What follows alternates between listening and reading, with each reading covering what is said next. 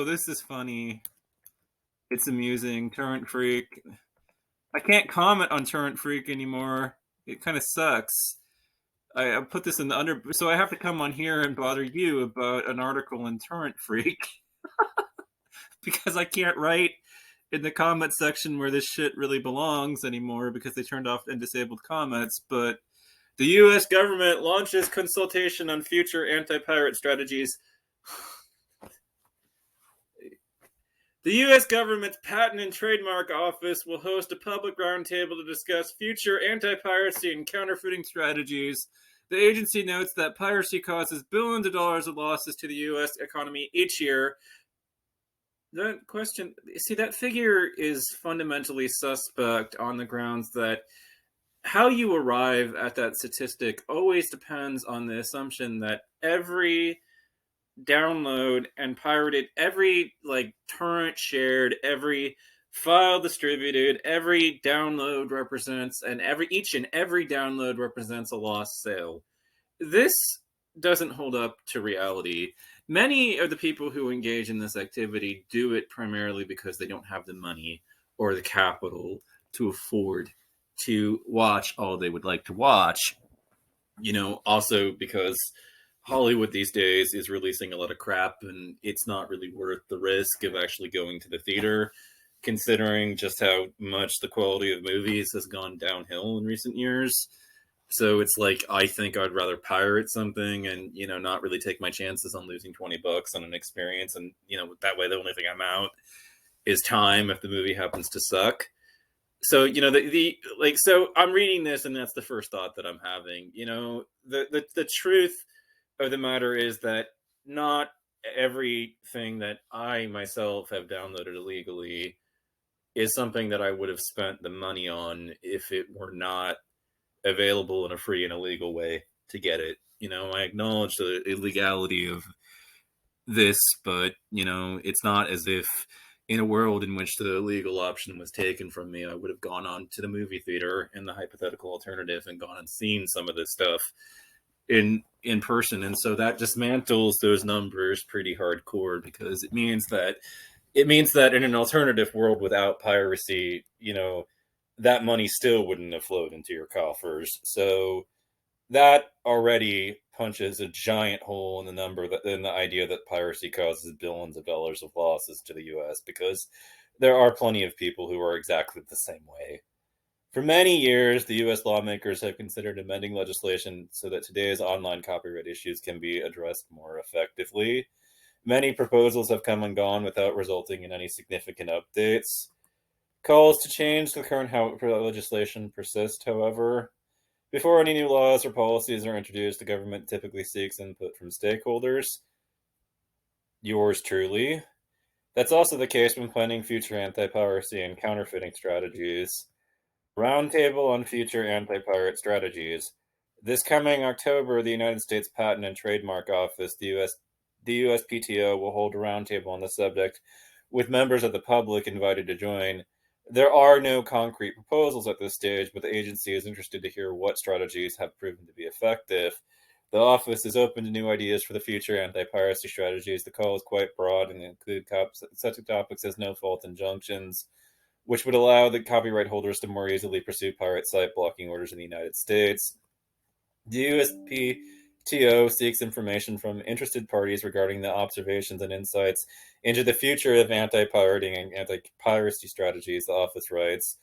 Outgoing data from the United States Chamber of Commerce, a lobbying group operating independently of the government.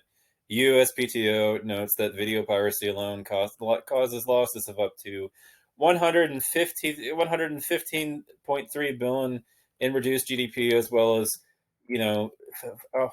500,060 jobs lost. And it's just, these are all figures that are based on a lot of assumptions that don't actually hold up in reality. So they're bad numbers at the end of the day, because they make all kinds of broad assumptions about pirates that don't necessarily actually hold up in reality. You're just basically assuming that if a person didn't have the option to download it, that they would have gone out and spent that money. That's not true. Broad range of questions. The consultation doesn't ask for input on any specific policies or plans. Instead, stakeholders and members of the general public are asked to share their thoughts on a wide range of piracy and counterfeiting issues, including harms and dangers to the public, voluntary collaborations, and common challenges. Are you considering new collaborative efforts to combat counterfeiting and piracy? What factors will affect your decision? How might those future collaborations be compromised? Is one of the questions asked. The consultation and roundtable also explore how existing laws factor into current anti-piracy measures, and perhaps more importantly, whether any improvements are needed in this era. Do online enforcement strategies use existing copyright laws to combat online piracy? If so, please describe in detail those activities and provide any suggestion for maximizing these practices. Needless to say, the roundtable and public comments will undoubtedly result in a wide range of opposing views. It's no secret that the right holders would like to have more anti-piracy tools, including site blocking and increased ISP liability in the United States. However, these measures tend to trigger opposition from digital rights activists and the broader public. And I'm sitting here, and you're already going to get opposition to this because my comment to the Chamber of Commerce and everybody else,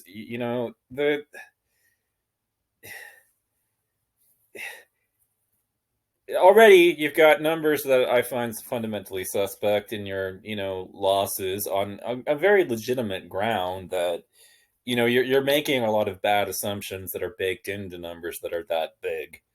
You're just assuming that a pirate would, go out if they were deprived of, say, of free and illegal options, would go out and purchase the legitimate version of it.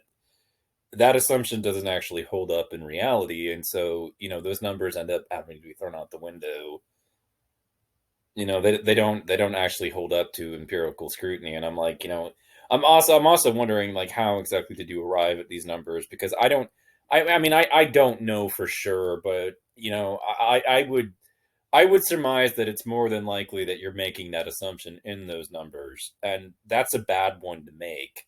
You know, when you make an argument and when somebody feels that they've got like a rock solid argument, it's really good to actually examine the starting assumptions that led them to the numbers that they got to, or to the conclusion that they got to, because maybe the argument itself is valid, but it's only sound if, like, all those conditions actually that are in the assumptions that go into the argument actually apply in the real world.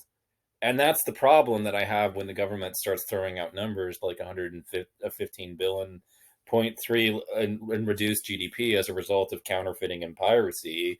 Because I'm just like thinking to myself, like, I've pirated content before that I would not have gone out and paid for, that I felt I walked away from it like, God damn it, man, I wish I could get the time that I wasted on this back. I mean, I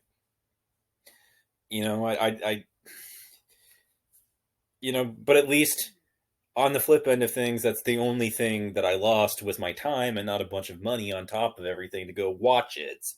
So, the legal way. And this, it's because of that that I start, questioning big figures when the government starts launching them, because it's like, one thing that's a big problem is that you're not actually showing us how you arrived at your figures in the first place. And if we can't see that, then it also causes questions like, and assumptions about how you arrived at that data. So, I realize that I'm assuming, and assuming is dangerous. It may not actually be the case, but that number seems a little bit big to me, and so it seems that it's probably based on some pretty bad and faulty assumptions about piracy. Another thing that I would like to point out is just, we have tried, the one thing that we do know in this, and about this, that we can reasonably predict about what the people over in the rights holders communities are going to basically advocate, and we already know that it's probably going to be something like no fault injunctions to expedite the process of site blocking orders against pirate sites and everything. And yet, you know if I had one thing that I wanted to suggest as far as an anti-counterfeiting and anti-piracy strategies in the future, would be stop fighting, don't have any. you know and I am a stakeholder in this, because at the end of the day, we end up having to pay taxes into the system, and so it's like I me I happen to believe, and I've seen it so many times that because of the fact and because of my time in that space and the things that I've witnessed, that if you were to get your no fault, your no fault injunctions that led to site blocking, that there would be a never ending stream of proxies to bypass this, anyways, and it just it kills me. Like I don't understand why in the United States, when a policy fails as regularly as like a war on online piracy and like the drug war, that it doesn't become immensely popular to just stop. Why can't America shake its addiction to policies that just have never worked? If prohibition against drugs isn't working, it won't work against online piracy. All it will do is turn a bunch of law abiding citizens into criminals. And at the end of the day, people will still be pirating. And it's like, at a certain point, you have to accept, just like drugs will always be with us, that pirates are always going to be with us. I mean, that's just the reality. And so, if you keep fighting a war on them, what you are doing might as well be like taking the US taxpayers' money and setting it on fire for all the good it will do.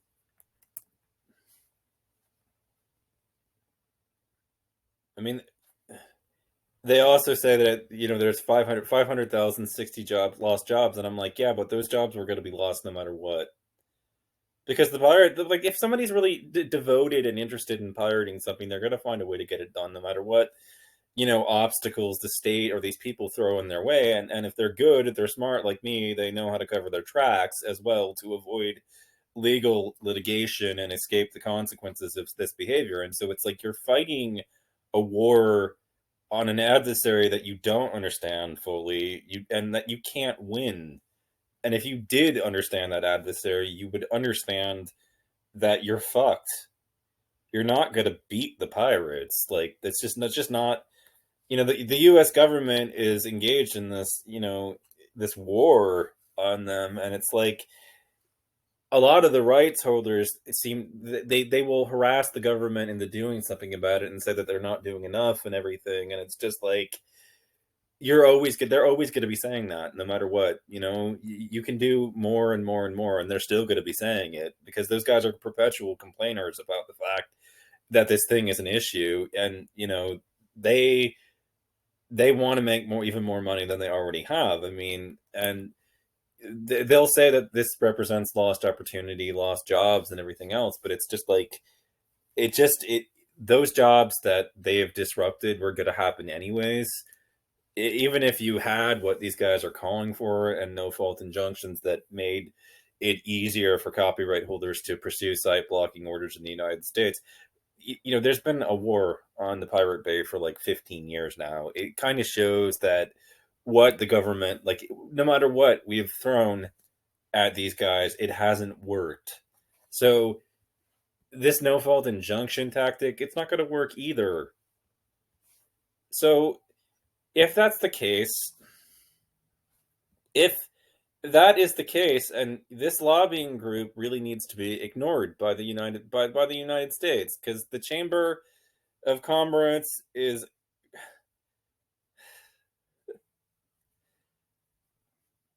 a bit of a you know I get it. I mean, I get that business is important and everything else and everything, and that you can't just not have business at all, and you can't. But at a certain point, like I said, you just have to kind of accept the reality. And as a member of the general public who has a stake in all of this, my own take on it is stop fighting because you're not going to win. And that's what I can't stand about the drug war as well. It's like, if you're fucked and there's literally nothing that's going to knock out the people that are selling, and every time you do take out a dealer, there's going to be like a turf war to fill in the gaps as a result of the guy at some point you kind of just have to give up and accept it and surrender to it. And I know that there will be endless politicians that say that we can't just surrender to the drug menace, and that take is going to be incredibly popular. But, the truth of the matter is, yes, we can. We can choose to do so. We can choose to stop fighting this war. All it takes is the political will to do so, you know? And I'm saying that I myself am tired of the money that we, the taxpayers, are stuck contributing to wars that everybody knows already on some level. The U.S. government is not going to win. I mean, I'm tired of the State Department, and I'm tired of the Coast Guard posting videos all over the place of the narco submarines that they've caught. Because you know when you go down into the little tiny details in the weeds, and if you're like me, you like investigate. You don't just take things at face value. You don't take the headline at face value, and then you end up drilling down deeper into the issues behind things, and you end up realizing that like maybe 1 out of 10 of the narco submarines actually manages to get caught, and that the Coast Guard isn't just losing this war. It's getting its ass, like, it's not close. It's getting its ass handed to it on a routine basis, and the narco subs are getting better and better and better at evading detection, and it's just I don't really believe in what the state is doing. I think that the drug war has been a losing battle for the United States, and the war on piracy is going to own just the same. So it's like, would you please stop wasting our tax dollars fighting wars that can't be won? That's my input.